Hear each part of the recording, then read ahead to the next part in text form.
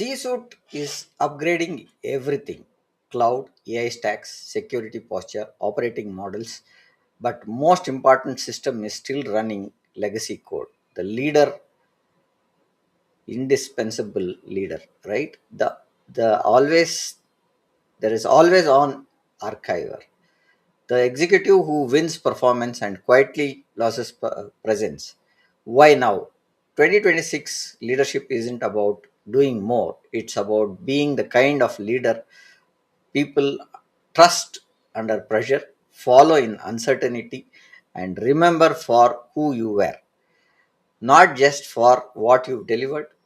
The unlearned leader lands at exact moment. Boards, teams, and families are asking for sharper questions, and we are building high performance or just burning out with the title. Let's welcome Vani, who's a senior tech leader, PhD, IIM, and ISB alumni, and author of the Unlearned Leader, launching in this month on a mission to empower 1 million hearts with the leadership upgrade. And isn't a new framework, it's the new way of being. Before we dive into the topic, let's have a small video about power of knowing.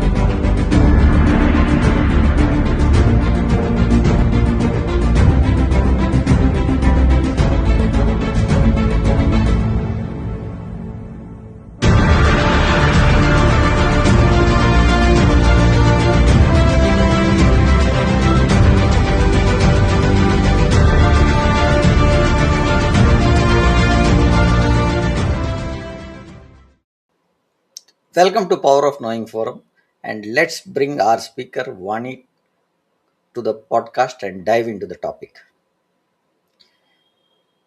Hi Vani, welcome to our podcast. Good evening. How are you today? Hello, Prem. Thank you so much for having me here. And it's wonderful and it's a privilege being here today. Thank you, Vani. Vani, a small intro about yourself, your journey to the audience. Hello, everyone. Good evening. I am Dr. Vani Gopalan. And after 2 decades of experience in technology with major global organizations, I would say what I felt is the higher we climb, the more we need to unlearn. And that is why I'm quite inspired about the whole journey of unlearning, and I chose to write this book.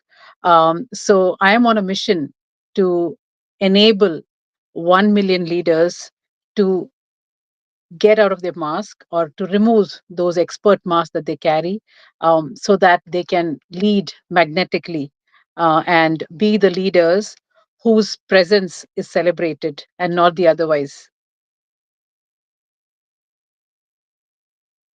Thank you for that, Vani. Let's dive into the topic.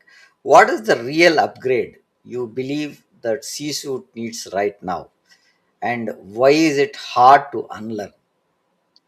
Yeah, I think that's a great question, right? So the real upgrade all of us are running behind today as leaders is technology shift, is Hmm. AI. I think everybody is after AI, and it will be quite unusual if someone says that they are not into AI. But the one thing that people have to really upgrade as leaders is humility, I would say. And humility in what ways? In the ways where, as a leader, I can just put up my hand and say that, I'm not an expert in this area. And this whole concept of being an expert is so evident today because every organization is after innovation, creativity, bringing AI. So everyone is so much stressed, and this whole game of AI is suffocating today. And where I would say, challenge the leaders to just shed that mask of expertise. It is okay if you're not expert at something. It's okay to stand up and say that I don't know or I need help. I think that is something which is going to be crucial. I would say humility is the superpower in 2026. And to answer to your next question, when you said, like, why is it so difficult for people to unlearn? I think we've taught uh, culturally, and also we've taught, our minds are conditioned by being perfectionist. And we've always been rewarded for being the most busiest person. We've always been rewarded for being the being right in everything, and always been rewarded for um, speaking up, as in, mm, just speak up, it doesn't matter what you say. So we kind of get confused between speaking first versus speaking right. I think that is an essence where people have to really take a step back and see, it is okay if I don't know everything, I can still learn, and really embrace the art of unlearning and shed everything like an additional certification or additional skill and everything, and see, like, what can I unlearn so that my cup is not overflowing. yeah. And I think today unlearning is a bigger task than learning, is what I feel, Vani. Now, why does the unlearned leader, or what does the unlearned leader really mean in one sentence? No jargons. How do we look at that? So I would say, stop being the hero of the story. So we want to be the smartest person in the room all the time. And Mm. as a leader, once we step back and stop being the hero, I think a lot of things can be simplified. Okay, got it. So, unlearn things is the crucial point that we are trying to look at as a leader, because over the period of our journey, and you started with the experiences that you have been across the industry, we learn so much, but we unlearning is not at all happening, because we keep those lessons only and move on. Would be certain lessons that are not required, where we need to unlearn, which does not happen. So Mm. we clearly should shift from productivity to the presence, where you see, you are present there, you are able to control, you are able to build trust, not the hero mode, is rightly said. Sustainable leadership is what we are looking at, and set a tone where there is no identity upgrade. It is an identity upgrade that happens, not just a hack that we want to look at. The biggest leadership upgrade isn't a tool, it is unlearning, is what you are saying in the start of the session today. And coming to the next, why is indispensability a tragedy, especially when in senior leadership? See, traditionally, what all of us were taught was, I need to feel the need of being wanted. Like, my team should rely on me fully.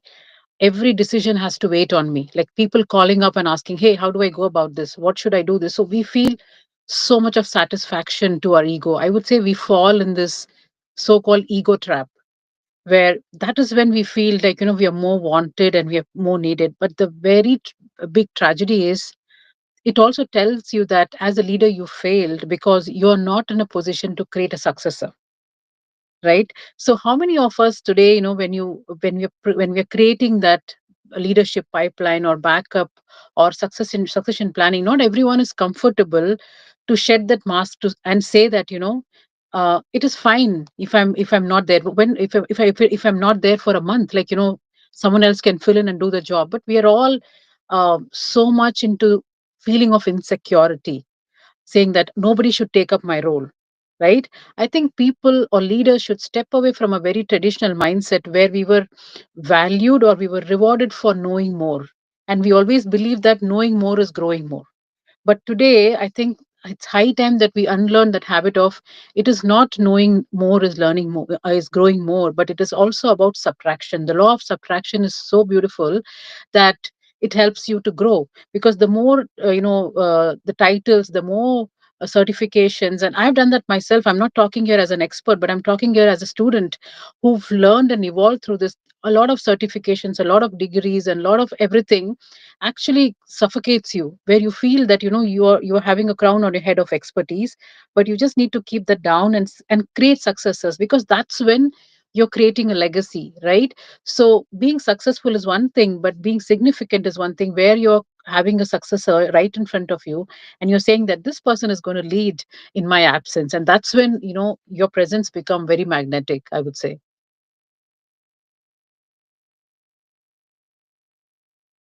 So what we are saying is, you should be present, you should be in a position to build the next level leadership, is what we are saying. And when you are able to bring in the next level of leadership, you are freeing yourself also to a stage where, and Mm, true. you delegate lot of work for that person to take up your role, and you free up your space to look at the next level of leadership that you want to move in. Is what does indispensability steal from teams and the culture? Yeah, so indispensability actually takes away people's autonomy, right? So they're not able to speak up, they're not able to actually shine. So you can't really dim someone else's light to shine brighter, right? So I think as leaders, unintentionally, I'm not saying everyone does it intentionally, but unintentionally, because of fear of losing something, we all take that position where we want to guard ourselves so much that our team loses their place, their position, and autonomy to speak up. And they really are not getting a perspective of how can they come and lead something, like delegation. I think the leaders who are not creating a succession plan are someone who are very poor at delegation, right? So we don't want to delegate anything. We feel that I can handle this, I can do this, I can do this. And most of our, I mean, I'm going to touch upon that as well. Your calendar is like all the time red. I think that's the biggest red flag, because you don't want to delegate anything to anybody. So people are going to get into that syndrome of becoming followers forever, lifetime followers. And no one wants to be a follower, everyone wants to be a leader inside their heart, right? And they lose opportunity, and they live in that fear culture, fear of what is going to happen if I say this. So they are never going to have a very good feeling of working for a leader, but they're going to have a feeling of working for a boss who's typically not letting them grow. I think the loss is very significant for the team under a leader who doesn't want to, or who's not willing to create that succession plan. You're absolutely telling the point where I think that's the lack of losing something is what I feel, because Absolutely. everybody wants to have a control of the system. And one of my boss used to tell one is that if you want to manage people, you will have to leave them freely. Hmm. Uh, you cannot have control, because control is for cattle, not for people. Not He for used to people. say that very Absolutely. very nicely, saying that cattle needs to be told where to go, people have to be managed and they can do it. So he used to tell that point all the time. Now, how can a leader tell if they have become the bottleneck without realizing it? See, that is where this mirror audit or self assessment actually plays a very big part, right? So there's one thing that I challenge myself, or I have been challenging myself from past 2 years, very honestly, is just going into a meeting and letting other people speak, which is very hard for leaders, right? Because we've been somebody who was always the first person to speak up and the most smartest person in the room. I would say, like, make the room smarter. So Yeah, first and the most important thing is, like, keep quiet and listen to what other people have to say. yeah. And that has worked beautifully. And that is the way we can really check whether, like a self assess, if we are the bottleneck as leaders into the team, into the organization. And the second thing is, like, a calendar. You look at your calendar assessment. If your calendar is like completely busy, and we all want to have that badge of honor by having a complete full calendar. And when we love so much when people say that, what, you're so busy, you're such a busy lady, you're such a busy man. And we don't know, from inside, that that is also screaming and shouting and telling us that we are the most inefficient leaders because we are not able to manage our time very well. So prioritizing that calendar and making sure that I'm setting aside 10% of the time in my day where I'm really doing something like a productive conversation with a human, with a person, with 100% presence over there, not just fiddling with my computer. I think these are very small things which all of us know, but we fail to follow it because we consider ourselves so busy and we want to just follow the rut of doing things which by the end of the day you feel like, what what was my productivity throughout the day. I think that is the question that we would ask ourselves. And the third and the most important thing which I personally have tried and it worked wonderful is like, when was the last time you really invested on somebody in your team, like a 5 minute, 10-minute coffee conversation? And what was that? How productive was that conversation? Did you just do it for the sake of it, or you did it because you really cared for them? I think that tells you, how much of an investment you're making, and then it gives you a very well-rounded assessment about yourself because you know better than anybody else about your leadership skills or about the person you are, right? And I think that is where it really helps.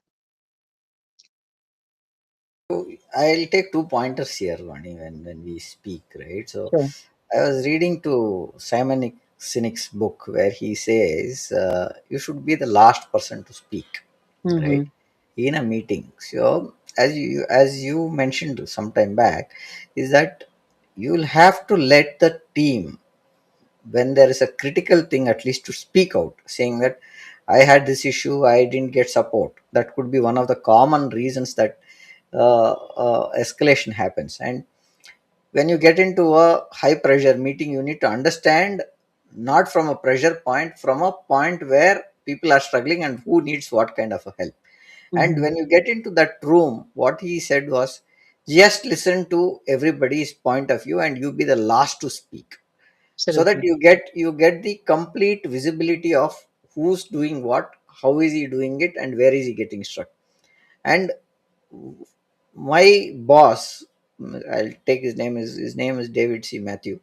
See, he used to tell, I also used to jump into meetings and say, wait, come on, you are telling this, let me tell you, this is not the way.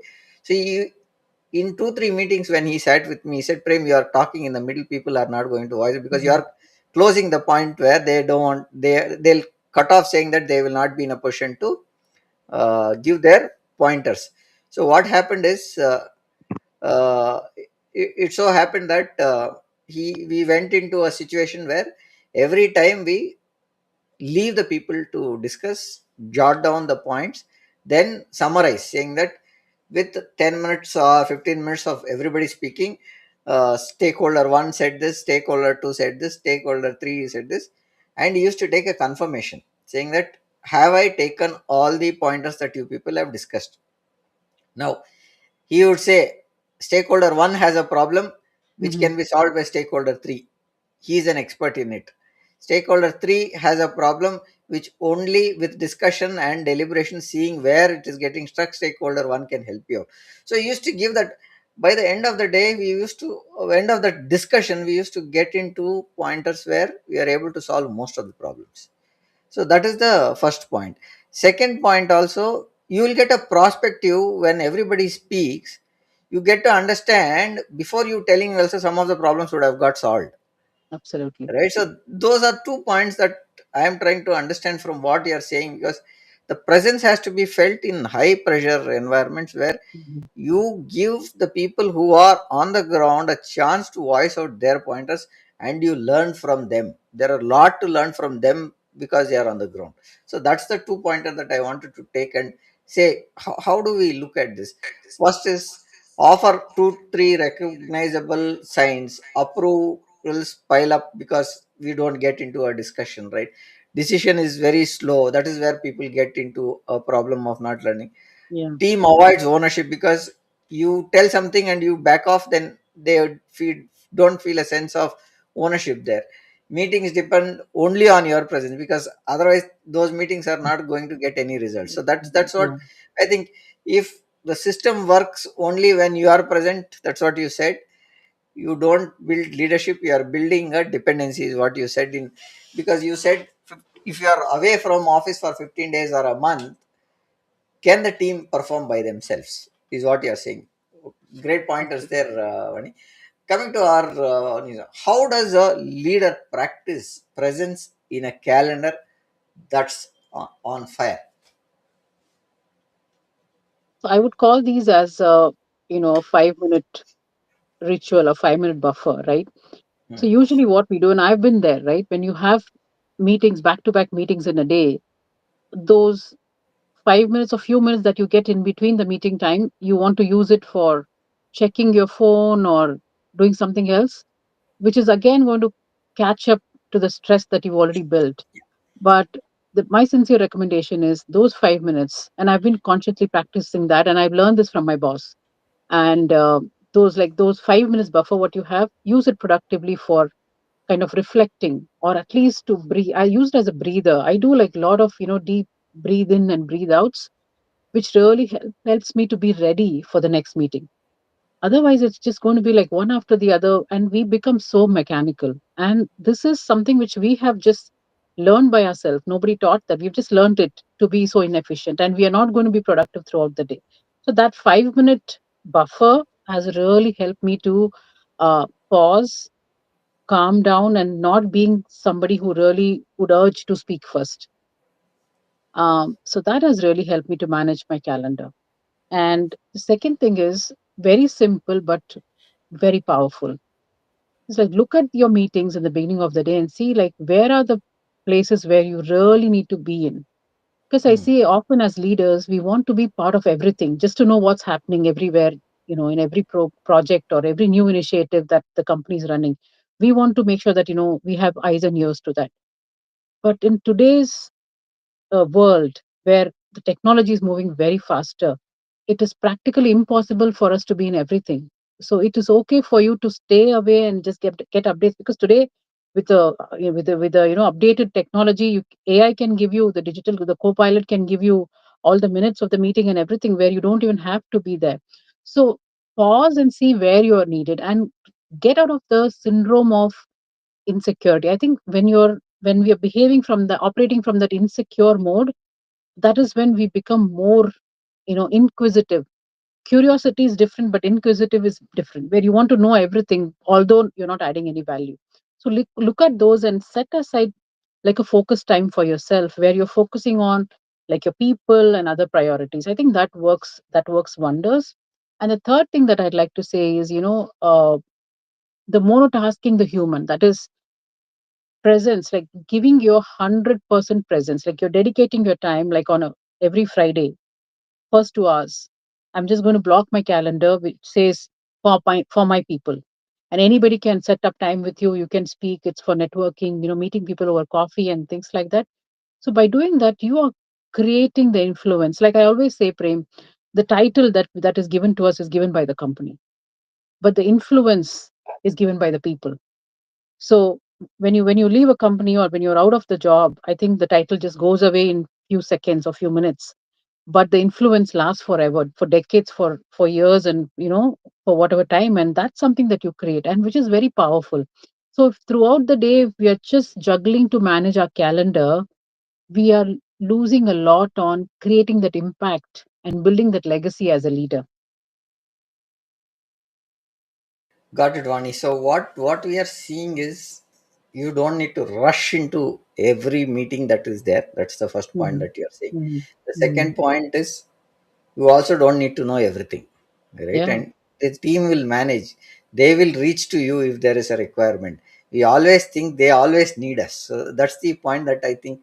But what are the daily micro behaviors signal presence to the team? Yeah, again, see, this is again a very, I would just like to talk about in the positive connotation about this, right? Those micro behaviors. Your team should not see you as a reactive boss, the first and foremost thing, right? That is what I'm also covering a lot in my book on unlearning. They don't want to see a grumpy or a reactive boss where they really wait for your mood to change, right? So we have to work on ourselves as leaders, and this could be completely unintentional. We just show up in such a anger mode or whatever because there was traffic on the way when we were coming to office. So your team doesn't have to do anything about it, right? So they are someone who needs your 100%, like you as a leader, right? So that's one of the things which I would say, like, be there fully wherever you are. And that the priming technique, which I call it, when you come to office, you come in the mode where like people are looking up to you. That's number one. Number two is every day when you come in, make an effort to not to be the smartest person in the room, where you're creating opportunities to make the room smarter. And these are like very small micro habits, and it doesn't need a lot of effort at all. It just needs intentionality. You being intentional of not speaking up, I think that works. And the other thing is, the most important thing what we often overlook as leaders is have a team of people who are smarter than you are. And I can tell you, throughout my like 22 years of work experience, I've always had the teams who were smarter than me. And by having that, I've only grown exponentially. And I did this unknowingly when I was just starting my career, but then later this became a success mantra. So anybody in my team, be it a junior person or a senior or whoever, other strengths never intimidated me. Other strengths became my strengths. And this is not from any book or anything, but this is the success mantra I lived by. And a very junior person became, I mean, I'm so much into reverse mentoring. Like a lot of things which I don't know, I learn from them. I learn Yeah. from my own son, who's like 22 years old right now. So I think that really shows up as leader. These are those small micro habits where people know that, okay, this person is genuinely seeking my inputs and they're very open to sharing that. So if we do that as leaders consciously, I think we're just going to be those most influential and charismatic leaders in the team where anybody and everybody would love to work with.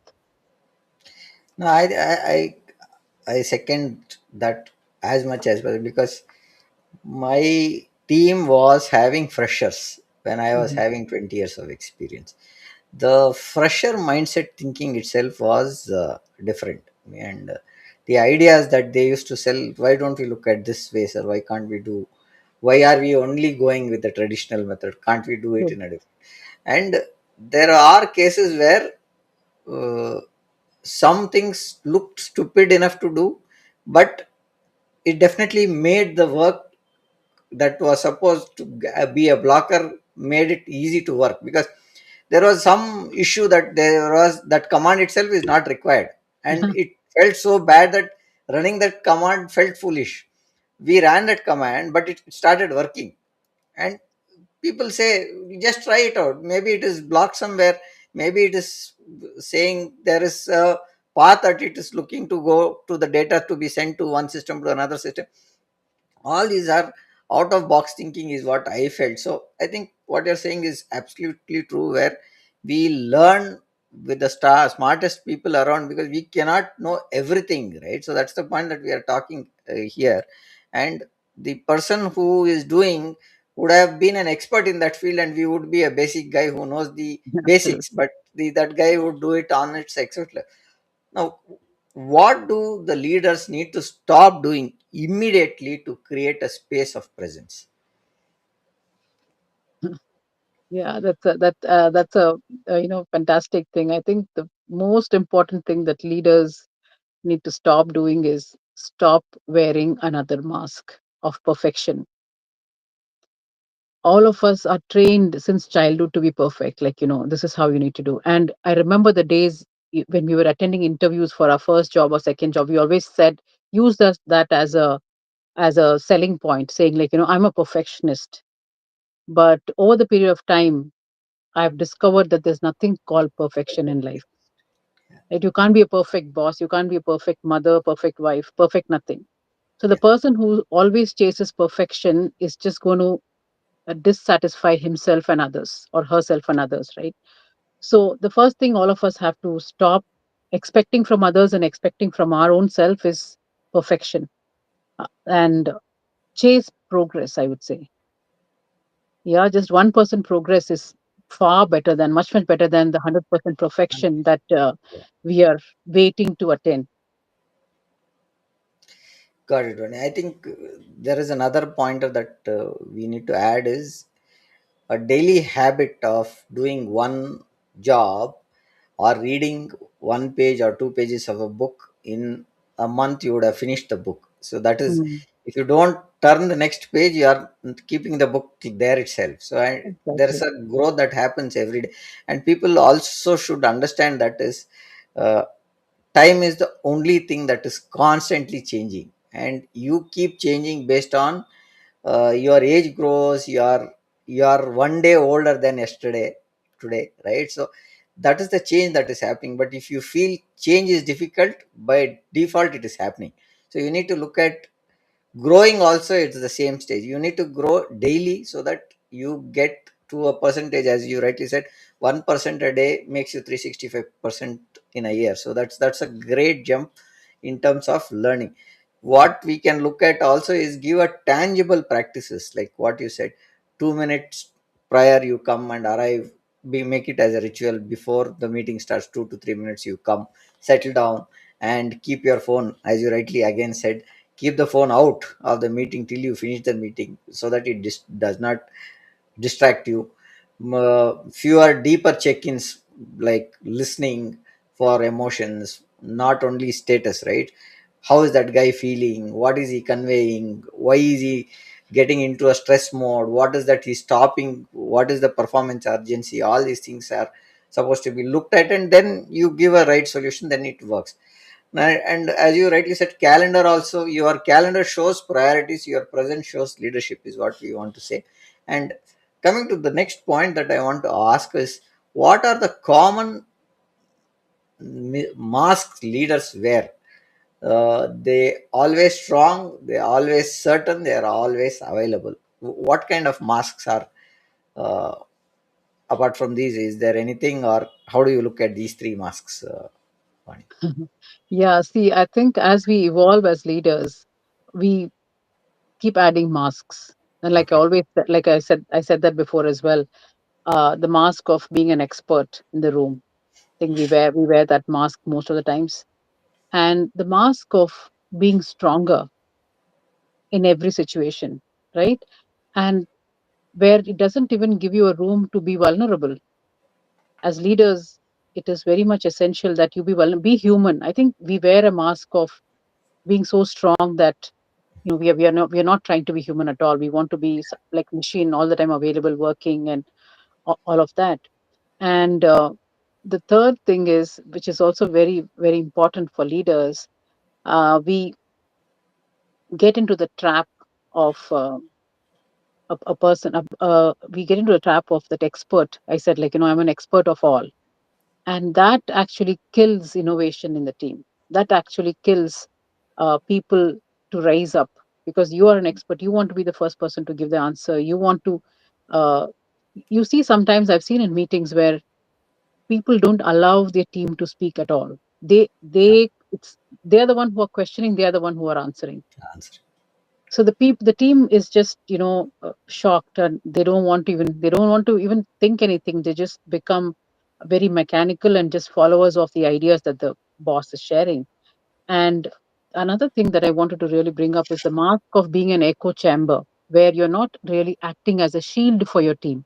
Because as leaders, we have to be brave enough in acting as a shield. But most of the times, what we do is we just become the postman, where whatever the upper management is telling you, just want to come and cascade it to your team without even sharing why, Hmm. right? And by doing that, what happens is we create that victim mentality in our team, and that can get into toxicity. I can tell you, because when you're acting as a person who's just coming and cascading the information without adding your flavor into it. I think that is something where I would say mask of not being very brave, right? You have to protect yourself, but you also have to protect your team, because leadership is not given to everybody, right? If you're chosen as a leader, there is a reason for that. And like they say, leadership is a service that you have to offer. And people don't work for companies, they work for people. So if we are acting as those echo chambers who are not becoming the shield for our team, I think that is the biggest you know trap we are into. And you will just see people leaving, like as in not leaving the company, but leaving you as a person. They don't develop trust as such.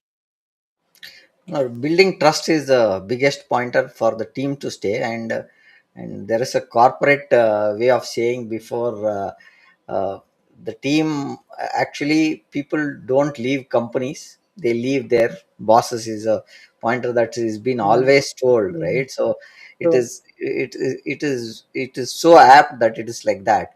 Now coming to the next point that I want to understand, what is the corporate mask and how does it quietly erode trust? corporate mask, I think it's the mask of always being available, right? um, that's what I would say. It's always being available. Like some people, and now because it's a global, Sorry, sir. yeah. So Yeah, because it's a global work culture, all of us are following, and people work round the clock in different time zone and things like that, etc. But wearing a mask of being available all the time doesn't really make you present, right?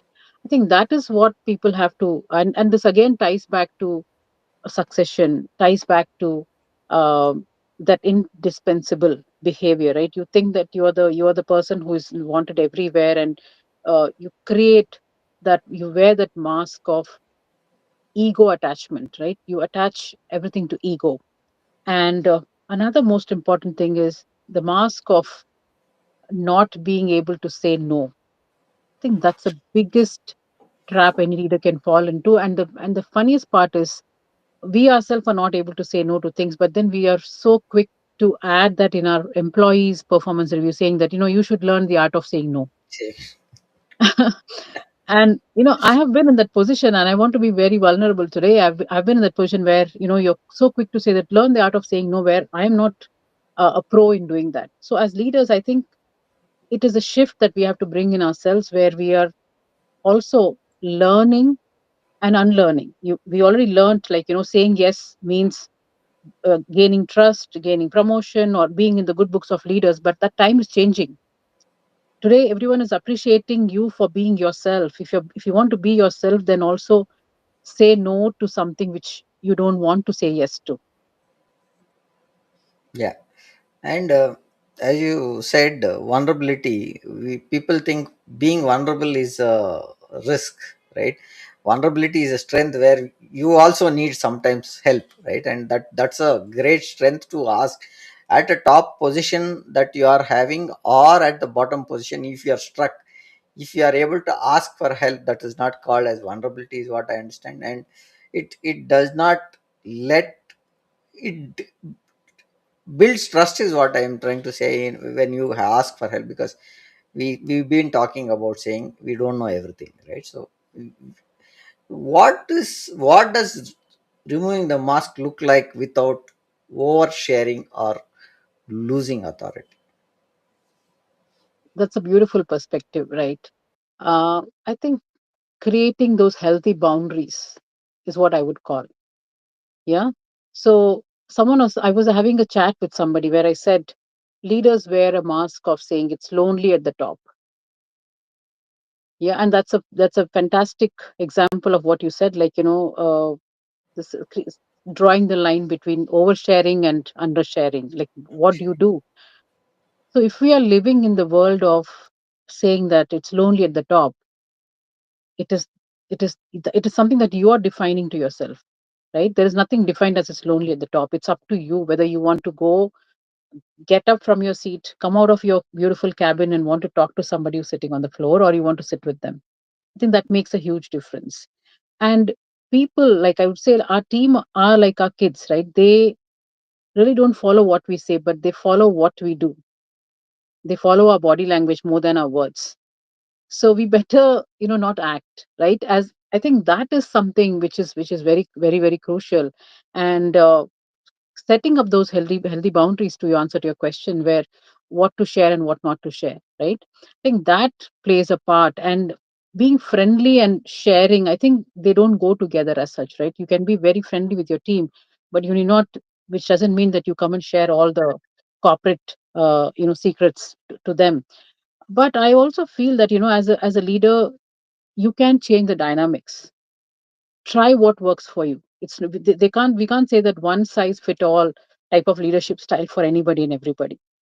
And this whole concept of unlearning itself says that, you know, you've been brought up in such way, like we are all conditioned and brought up in such way, right? We always were recognized and appreciated when we came first, and nobody supported us in the family when for getting lower marks, which means vulnerability was not appreciated even in our upbringing.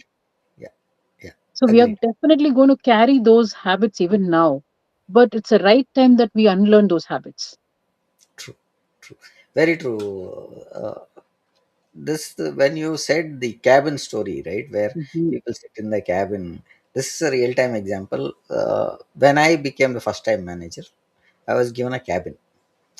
I didn't like the cabin itself because I was sitting in midst of the team talking Mm. all the time, and we were able to solve a lot of things. Over last, when I got the cabin, I was more concentrated on calls, writing mails, not talking to anybody. Then one day I realized I think I'm losing the real connect with the team. So what I started doing is, in a day, if I'm there in office for 5 hours, at least 1 hour I'll go sit in the same table which I used to sit and talk to people.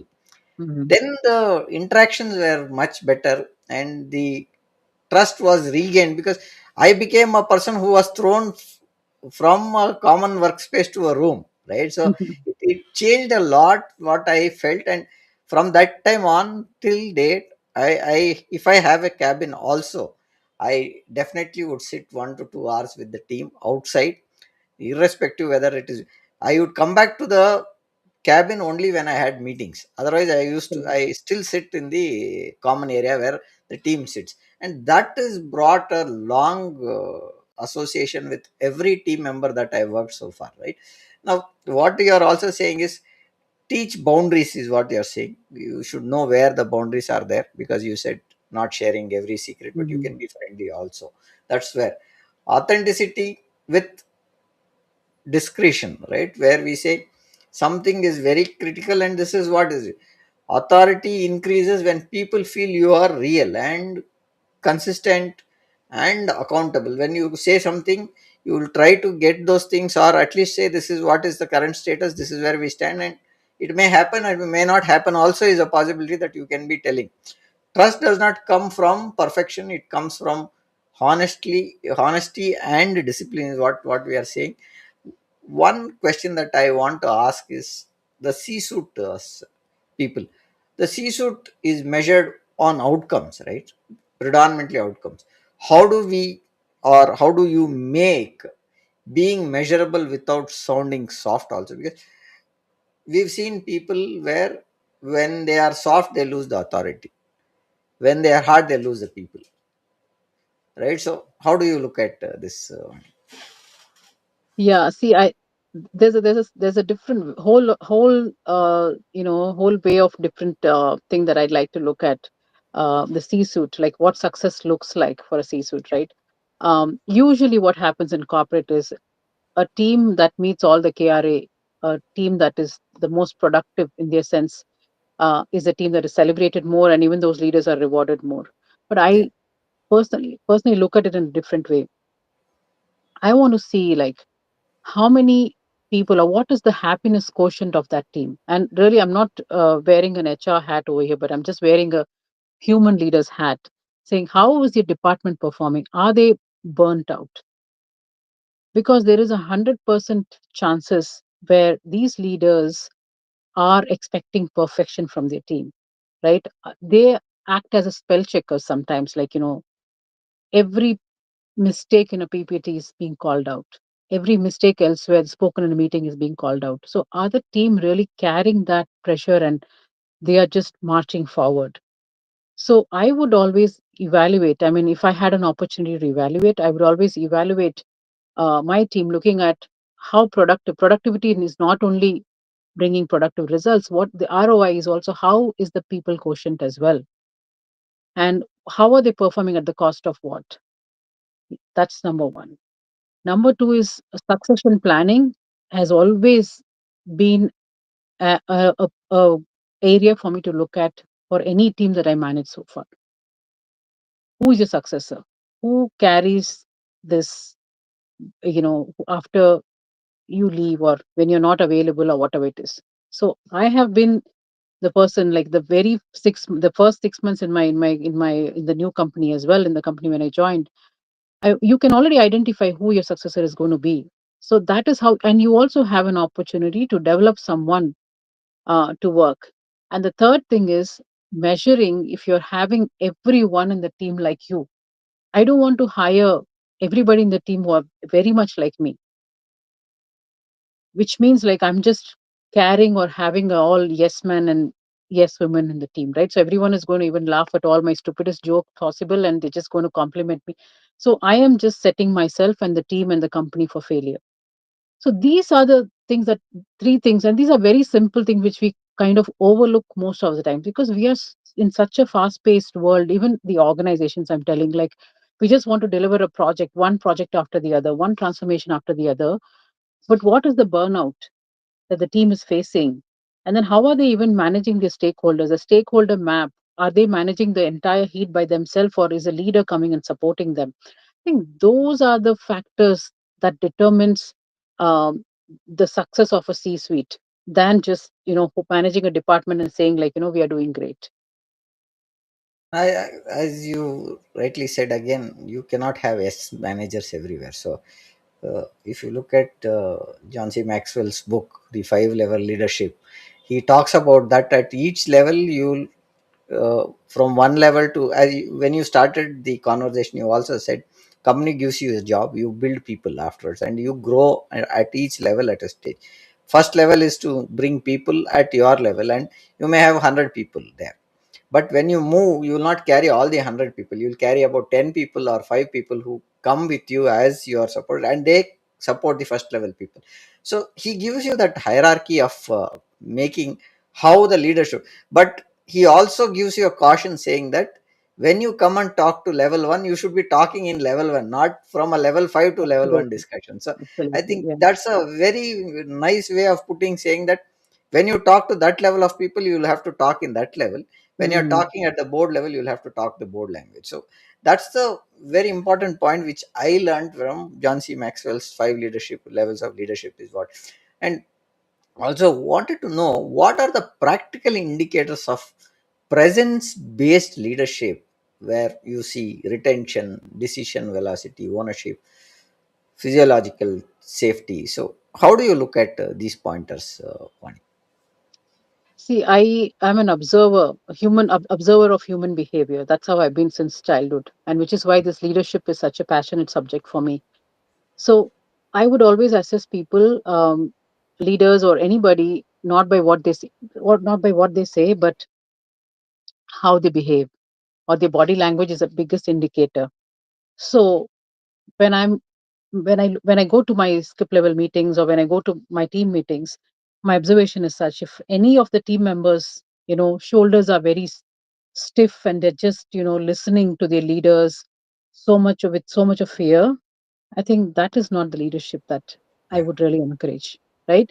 So if the one thing that I'd like to that I always reflect upon is if their shoulders are dropped and if they're relaxed, that means I'm doing a good job as a leader.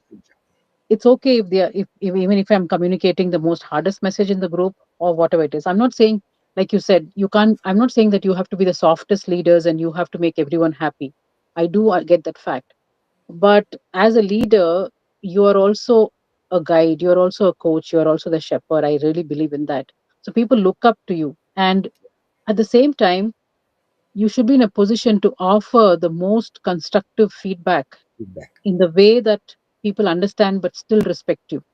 So this position itself is not to get like 1,000 likes, but Yeah, it's about getting that respect, and it is hard. And you get respect from people only when you've invested enough, like one after the other, one after the other.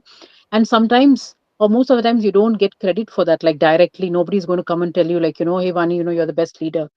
But you can really feel, people make you feel by yeah, the respect they give it to you when you give that feedback. I think this is second thing, the constructive feedback you're able to offer to the team. And the third thing is keeping the promises, right? That is the biggest debt a leader can carry. And I'll tell you what happens, right? When you, and I remember this in my very early in my career where a lot of my senior team members, I was the like a graduate trainee, and many other, all of my other colleagues were all like seniors with 10 years of experience and everything. Everyone were like, looking for job, hunting for jobs, and they got very good offers. And I was also quite excited, like seeing them, and even I went and applied for a job. And fortunately I got the job offer as well. Now I go to my manager and just listening to all the guidance that my seniors are giving me without knowing anything about the corporate world as a graduate trainee, 1 year of experience. I go to my manager and tell him like, hey, you know what, I got this job and this is the double the package I got, I want to leave. And the manager tells me, no, no, no, you can't leave, we are going to give you the promotion here and you stay back. I go back to my seniors and ask them that this is what the manager is saying, what should I do? They say, no, no, no, don't trust, you better leave. And I go back to the manager again, and the conversation happens. And finally, I chose to uh, stay with the company. I took back my resignation. But you know what happened? The promise was not kept. So this didn't happen only to me, but this happens to many people. So what I'm saying is, we make promises in a very situational way, just for the spur of the minute, Yeah. right? And then we kind of forget. So forever, we lose the trust. And I remember this even after 22 years. So this could have happened with many other people as well, right? So as leaders, we need to really understand what promises we are making, and we can't carry the debt of that promise that was unkept. Hmm. True. Very important point, because first is, if your manager is a encouraging manager and he knows what you are doing, you don't need to ask for a promotion. That's the Hmm, first point, because he exactly. understands. Yeah. And most of the times, what I've learned is a leader only can create a leader. That's by default. You know the strength what a leader needs, and if you're able to bring that qualities in another person, your job is done in creating one leader. So, and this I've learned in Wipro, where I was working for almost 14 13 years, where I started as a program manager. I came out as a delivery head, right? So, where people were nurtured, they were given that option to try, fail, learn, and do the project again. So there are a lot of guidances as mentors who were giving us. So that's the span that I spent there. That's the longest stint in my 30 years of experience, with 13 years in Wipro itself. So when I look back, the kind of team that I managed, the kind of managers I've met, the kind of projects, I don't think so in my career or anybody's career we would have seen that kind of projects. So that's the takeaway that I get from my leadership. So that's the point that I wanted. So that's the trust also that they gave it to me, right? Now, how do, or who should, what should the boards and the CXOs track quarterly to see unlearning is an action? Is it possible? It is possible. And with again, like I would say, it is possible with intentionality. They should, I think the CXO or the organization should shift away from measuring the KPIs only based on the project success, like what deployments we did, the technical deployments that we're talking about. Look at the people aspect of it. And attrition could be one of the things, right? Attrition numbers could be one of the things. And then look at the people happiness index and Yeah. how much of innovation has happened. Because, and again, with the I would really encourage the leaders also to pause when, although we want to make a very fast journey, but until and otherwise, we have the ROI in mind and the use cases are clear. That's what I tell my team and my leaders as well. If your use cases are not clear, don't run after AI. Okay. Yeah, we don't want to invest so much of money on something like creating a very small plugin or innovation. Just look for a biggest area where we can influence through AI. We don't want to run and do it just because every organization is into Yes, it. running on AI. Yeah. That Exactly. is one. And tracking unlearning is, what are the times if it was in my hands, I would have just created a lab, like a human innovation lab, or like a human centric lab where people have an opportunity to be vulnerable. They come and share their things. They come and test and try, like, this is the situation I'm facing. How do I solve it? Because today there's nothing like that exists. Nothing. Every people issue or every people situation is a new thing where Mm. we struggle, and which is why a lot of things, 44 lessons I'm covering into in the book, all the anti-lessons that really talks about what the issue is, what I have done and what could be the better way of doing, and how do you reflect into your way of doing it. And I think encouraging that would be the best way to do. And leaders should act as personas, like the CXOs whom we are saying, like CXOs or the vice presidents or whoever. They should be those personas who comes and tells, like, I'm vulnerable by Yeah. saying that, I don't know this. I'm not the best person in the room, guys. Like, I take your idea, you come and talk. When they, exemplify those behaviors, I think the shift will definitely happen. You don't even have to measure it. It will be very natural. And yeah, you again brought up one point, because again it goes back to Wipro's days. Uh, we had that kind of vulnerability, this one sessions that used to happen in the regional managers level.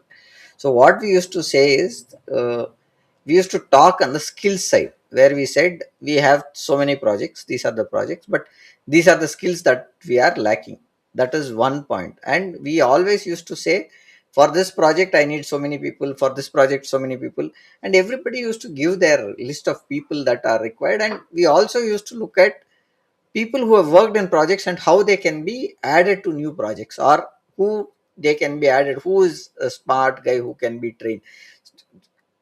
We've seen opportunities where, when we said we have a challenge, we used to get these kind of people, and we used to go pick it up. So this is one way of looking at. And what we translated that was to more of a business, where we had repeatable people into multiple product. We reduced escalation because we knew these people, and they also knew what they are capable of doing. And we did faster decisions, where we at the edges, where we were able to take things and move on, right? Fewer late stage surprises, because we also had people whom we can cross leverage, right? And strong bench strength. We had many projects, we had freshers coming in, we had put few people under them, and better instant management response. And that's how the culture we brought it. Culture isn't soft, culture is about the operating system of outcomes, is what we want to say. One last question that I would like to take before we conclude, as we are on top of the, where do technology, cyber security intersect with unlearning leadership? Yeah, I think this is a whole concept of people being more um, proactive. I think gone are the days when we were like, we left things like people used to leave their system, unlocked. I've seen that many times. Like, Yes. anywhere you go, people leave the systems unlocked. They're not Mm. very careful about it. We During COVID-19, we have seen ransomware attack everywhere, and we learned the lesson after the fact. Yeah. So here, I think unlearning works the other way around. Instead of being reactive, you be proactive. I think that's what it teaches the organizations and individuals and everywhere. Today, we're talking about digital India, right? Everyone has the Google Pay and everything just at a fingertip. Any shopkeeper you go, like village, wherever it is. But with that comes a lot of vulnerability, I think, in terms of attacks and everything, threats that's happening. So be more vigilant. If you were careless before, be more careful. And become a owner of your assets, because there are a lot of digital assets that we leave just like that, our pictures and a lot of other things. Instead of just being careless, thinking that, oh, nothing will happen. I think this is where a lot of awareness is required. We were all unaware before what happened. Today we can't say that I wasn't aware, I was ignorant. So ignorance cannot be a bliss in the area of True. security and privacy. That's what I would say. We have one comment which is come, which I would like to bring up, apart from the Mhm. other comments that are there. Okay. Right, great pointers in terms of successes, but unfortunately, every one remains on paper. I'll move this and I'll read it out, because it is blocking the entire Okay. screen. I'll Okay. read it again from Mhm. the this one. So it says, no one wants to resign or create a legacy. I think we need to have a system in place for this also. What uh, what you are discussing is great, but needs to be part of a mandate as well. That's the point from Vivek, who sent us. He's a passionate personality coach, is what I understand from Vivek. Is what this is the comment from Vivek. I think what we are saying also is the same, Vivek. I think what we see also is that one you want to add to that one.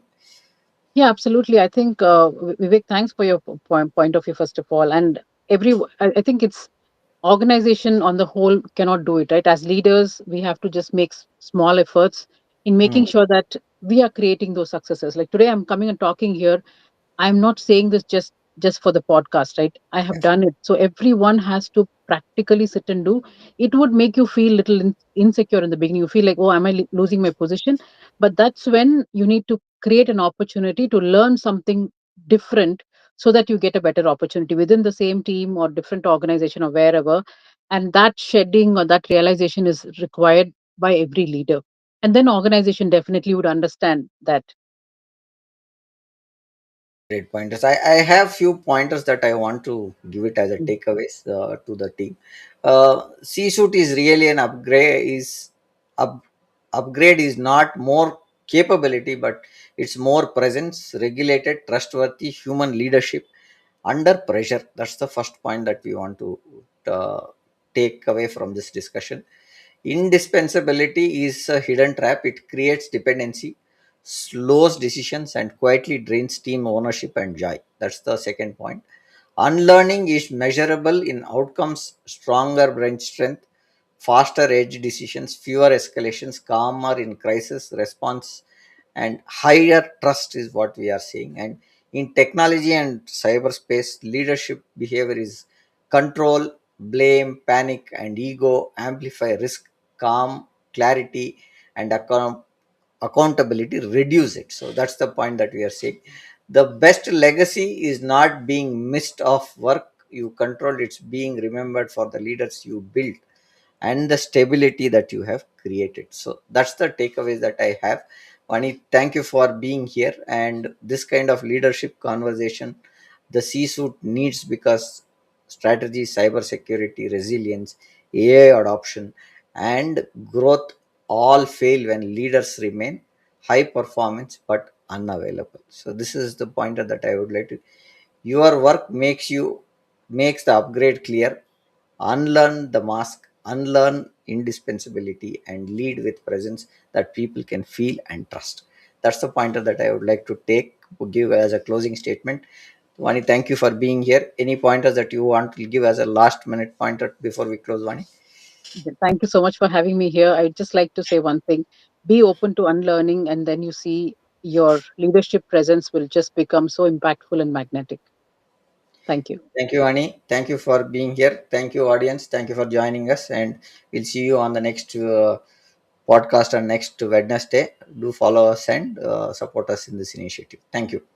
Thank you so much.